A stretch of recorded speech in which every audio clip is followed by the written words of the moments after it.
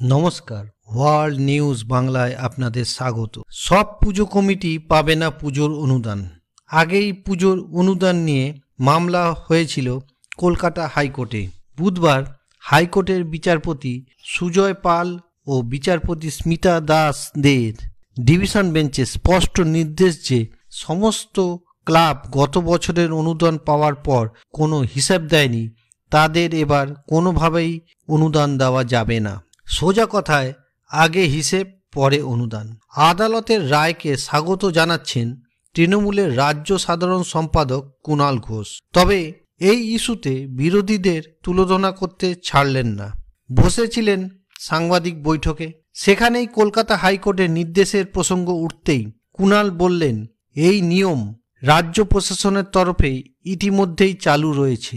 এরপরই তিনি বলেন, কলকাতা হাইকোর্ট যে পুজোর অনুদান চালু রেখেছেন এটা খুবই ভালো বিষয়।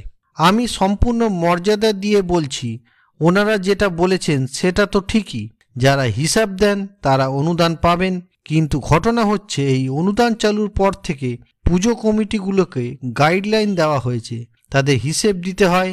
যে পুজোর কমিটি হিসেব দেবেন না পরের বার এমনিতেই পাবেন না। এবার পুজোর অনুদান এক দেখায় 1,10,000 টাকা করে দিয়েছেন মুখ্যমন্ত্রী মমতা বন্দ্যোপাধ্যায়। তারপর থেকেই তা নিয়ে তুঙ্গে রাজনৈতিক তরজা। একসময় 10,000 টাকা দিয়ে যে অনুদান পর্ব শুরু হয়েছিল সেটাই এখন বাড়তে বাড়তে লাখ টাকা ছাড়িয়ে গিয়েছে। যদি এবার ক্লাবের সংখ্যা 43,000 ধরে নেওয়া যায়, তাহলে এবার অনুদান রাজ্যের খরচ হচ্ছে 473 কোটি টাকা।